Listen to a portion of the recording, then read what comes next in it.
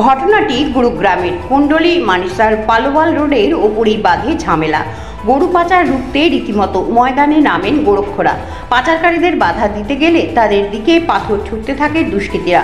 শুধু এটাই নয়, তীব্র গতিতে এমনভাবে গাড়ি ছোটায় দুষ্কৃতীরা যে কোনো মুহূর্তেই বড়সড় দুর্ঘটনা ঘটতে পারত। বেশ কয়েক কিলোমিটার এভাবেই পালানোর পর শেষে রণে ভঙ্গ দেয় দুষ্কৃতীরা। গোরক্ষরাও ছেড়ে দেবার পাত্র নন। শেষ পর্যন্ত দুষ্কৃতীদের গাড়ি ধরে ফেলেন গোরক্ষরা। তবে পালিয়ে যেতে সক্ষম হয়েছে পাচারকারীরা। তবে একজনকে ধরে ফেলেন গোরক্ষরা, তাকে পুলিশের হাতে তুলে দেওয়া হয়েছে। জানা গিয়েছে ট্রাকে 6 থেকে 7টি গরু ছিল। গরুগুলোকে নিকটবর্তী গোশালায় নিয়ে যাওয়া হয়েছে।